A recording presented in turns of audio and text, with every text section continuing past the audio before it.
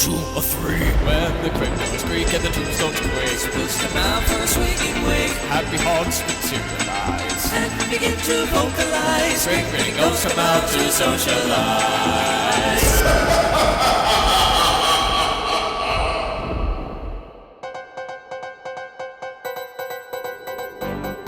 Greetings, mortals! This is Doc Parazak introducing another installment of Infamous Souls of the World.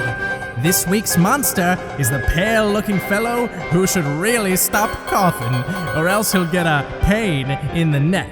Now here's your host. Your ghost host. I bid you welcome, mortals. It is I, your friendly ghost guide. And our next monster for discussion is a rather pale-looking bunch who only appear at night and can suck the blood out of a mortal body. They sure sound like my kind of group. Enough with the silly voice. I am, of course, referring to the ever-thirsty creature known as the vampire. Where do they come from? How did the way we look at vampires start? Well, long ago, tales of demons spread from Roman to Greek cultures to many others, particularly European countries like Romania and Transylvania. Keep in mind that this was during a time in our world's history when ghosts and ghouls were known to roam the earth, so as you can imagine, the stories were spread like a disease. Vampires are part of a group called revenants, derived from the Latin word revenens, which also means returning, therefore creating such vivid descriptions such as animated corpse or visible ghost. Witches and zombies have been known as other prominent members of revenants. Almost all members roam solely at night, and they prey among the living. But what makes the vampire different from them all is that they can also suck the blood out of the living by using their fangs, transform into bats, and yet keep a sinisterly suave persona. Other typical monsters tend to skip the talk and go straight to dinner, but not the vampire. Well, most of the time. This, combined with their ability to hypnotize unsuspecting victims, also justifies how deceiving they can be. This begs the question that may or may not be buzzing in your skull at this point. If I find myself meeting with a vampire, how can I tell? Take heed to my words of warnings. Their physical appearance consists of gothic clothing and pale skin. Their faces are gaunt and their eyes are sunken in. Speaking of the eyes, as I mentioned before, they give you a hypnotic gaze. Then you're suddenly in their command, so avert your eyes immediately before that happens. Have you ever met someone without a shadow or reflection? Try complimenting their looks by leading them to a mirror or brighten the house lights a bit and see what happens. Speaking of lights, one of the two things they are allergic to is the bright glare of the hot sun. Take them on a summer picnic and watch the skin of your guest very closely to see if you can spot a rash or two. The other thing they're allergic to is garlic. Invite your suspicious little acquaintance to a fancy dinner. Surprise them with a dish of garlic sustenance. If they end up choking on the garlic to a point where they have passed out face flat in their own dish, and if upon closer inspection they bear fangs, You've called yourself a vampire. Now I know what some of you may be wondering. Mr. Ghost Host, what could be so bad about a vampire today? All of the vampires I've seen so far act and look like that. Well, over the years, vampires have taken different forms and have taken different breeds as well. Each of them different in their own special way. And this is obviously the weakest of the species. Yes, I do believe it speaks for itself. Not that us happy haunts encourage you to do so, but should you feel the desire to stop these creatures once and for all, even though there are so few in this world, there are a few methods to do so. If you spy one resting in peace in his or her own coffin bed, such as this one, but obviously larger, the prime tools are a wooden stake and a mallet. What do I do with these tools, you may think to yourself?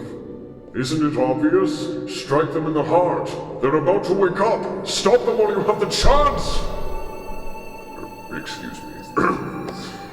You may also refer to my previous points of interest with the sunlight and the garlic. Here's another tidbit I'm sure will surprise you. After vampires die, in due time they start to go through a peculiar and disquieting metamorphosis. What do I mean? Well, surprisingly, they become yet another threat, one of which we will be talking about in the future. The werewolf. But enough of the lecture. I'm sure you've all come here to meet another one of our spirited inhabitants, haven't you? That's good, because Count Vladimir Morris has been dying for your company.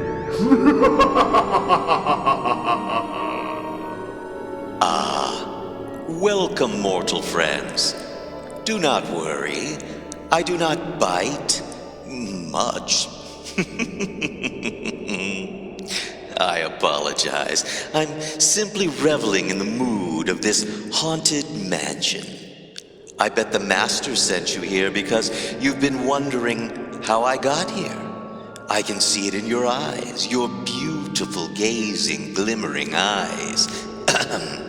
Please, make yourselves at home whilst I tell you the tale of how I became the blood-sucking succubus trapped here forever in this cadaverous canvas you see before you. I was a young man living in a castle in Transylvania. My family bloodline had, well, you see if you pardon the expression, dried up due to a dreadful disease which afflicted everyone but me. You see, I would never even think about touching something that was dirty to my vision or my mind. Alas, my family could not care any less, though, to be utterly honest with you, I had no remorse for them. They all but neglected me in my life, and I would behave similarly towards them. One time, they received a multitude of wooden boxes, stacked one on top of the other. As for the boxes' contents, I was told that they were filled to the brim with dirt, which kept me away from them. What's more was that each of my family proceeded to die, one by one. In the years after the boxes arrived, they all departed the material world. My cousins, my aunts, my uncles, my siblings, and my parents, all now gone. I was left to wander the castle completely alone for years on end. Or so I thought. It happened, you see, on a cold, quiet eve of autumn. The year was 1897, as I recall. The evening in question was not but full of noise due to the endless howling of the wolves. They were dreadfully loud creatures, and I needed my rest. But what was especially odd about these animals was that they howled even louder than usual, and stranger still, they were located just below my bedroom window. Usually the wolves were heard far in the distance, in the mountainsides, and I pondered to myself, why would these animals hearken my attention just below my chamber window? "Cease your infernal ruckus," I shouted at them. "You're loud enough to wake the dead." I felt an icy chill on my neck. I turned around sharply to find no one, or rather nothing, in the room with me. And then the wolves fell silent. I frantically gazed around my bedroom, looking this way and that, trying to find any sort of disturbance in my field of vision. Nothing. I shuddered a bit and then reluctantly returned to the silky covers of my bed. As you might imagine, it was rather difficult to rest my eyes that night, for I was worried that perhaps indeed there was something in the room with me, just waiting for me to fall into a deep slumber so that it might unexpectedly strike. But surprisingly, nothing happened. Not a sound, not an event, not a trick of light, nothing.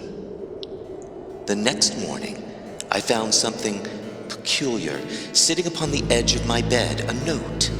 I didn't remember anything of the sort being there before I rested. My curiosity was buzzing in my mind, so I unfurled the piece of paper to find a scrawling written in my father's handwriting. "Vladimir," the note read. "It has been far too long, my dear boy. We have all been waiting for you. Your mother, your brothers, your aunts, your uncles, your cousins, everyone. Please do come down to the castle basement later tonight at the midnight hour. We have much to discuss. Your dear father, Constantine Morris." Well, I couldn't believe it. There was no possible way that this could be from the writing utensil of my father. But the handwriting was uncanny, and what's more was I felt a strange sincerity emanating from the letter itself, something that I never felt before from my family. It worried me not that they wanted to meet in the peculiar location of the castle basement. If I would have the chance to begin my relationship with my family anew. And then the hour came. Midnight. I was tired of keeping to my loneliness and feeding myself with naught but bread and water. I was ready to go down to the cellar of the castle to meet with my family once more. I had so many questions to ask them. Why did they neglect me all my life? Why did they show no remorse for my troubles? How and why did they return? To give me some sort of apology? To haunt me for eternity? Why? I grabbed my lantern and descended down into the dark catacomb-like cellar of the family castle. At first, it was quiet. I called out for my family to emerge from their hiding places. There was no reply of any sort. And as I turned a corner, I caught eye of the pile of boxes that had sat there so long ago. But something was very different about them, as if someone came in and disturbed them. They were no longer stacked, but rather scattered about. They were open, they were empty. "Welcome, Vladimir," I heard from behind me. I turned around to find them. My family. I let out but a brief noise of shock before I inspected their appearance. They were all different than how I remembered them. Their skin was so pale, their eyes expressionless, their mouths betraying smiles upon their closed lips. "Why have you come back?" I asked. so you can be part of us," said my father. It was after he finished his answer that everyone bared their teeth. Their sharp teeth. Understandably, I was paralyzed with fear, but I couldn't find the energy to rush away from the grisly sight, mostly because I couldn't keep my eyes away from my mother. "Just think of it, my son," my mother assured me.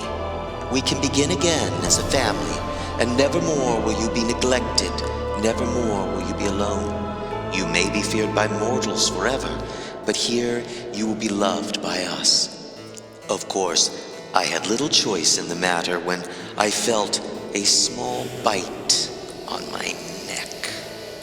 My family and I were the scourge of the town. Dracula, Nosferatu would have been but crying little children compared to the terror that we spread throughout the land. We were a merry group of bloodsuckers, we. But alas, nothing lasts forever. Mortals came to rid the castle of the souls of my family. But my own soul, they trapped into a portrait of my likeness. I was vulnerable and powerless as I watched a strange contraption destroy Castle Morris once and for all. Our home, my family, all gone. My portrait was the only thing that survived the wreckage, and the canvas became my prison. For decades, I was shipped to many different corners of the earth, and finally made my way to a little corner shop. I was once again lost and alone. That is, until my portrait prison was bought by a man bearing a most unique posting regarding a haunted house. It seems they were looking for lonesome ghosts to practice their tricks and to shock the mansion's guests. And he apparently knew about my curse. Finally, this portrait was relocated to a haunted mansion. And that, my friends, is how I, Count Vladimir Morris, became a resident of this glorious mansion.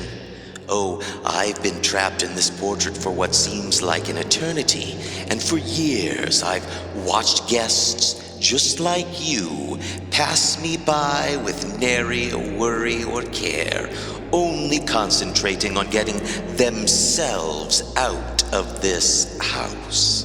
But not you. You're exceptional guests, and you must allow me to make better acquaintance of our company. Trust me, my new friends, I told you I didn't bite much. But this is a night when I might make an exception. Count.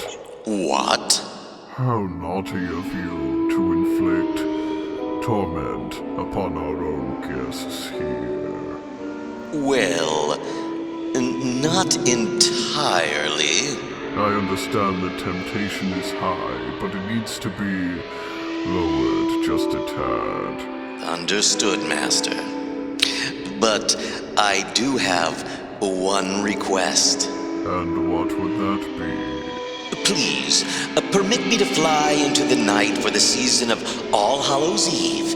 It's the most appropriate time of year, you know, and the children of the night are waiting for me. I suppose if it's just one night, why not? Many thanks, Master. Please, just go out there and fly, Count Vladimir Morris. Fly into the night and inflict terror this Halloween. Agreed, Master.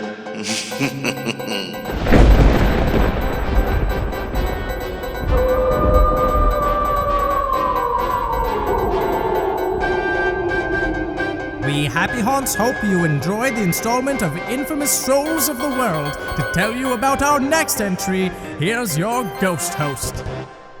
I hope you're enjoying infamous souls of the world, my dear mortal friends, because next week it's going to go down to the dogs.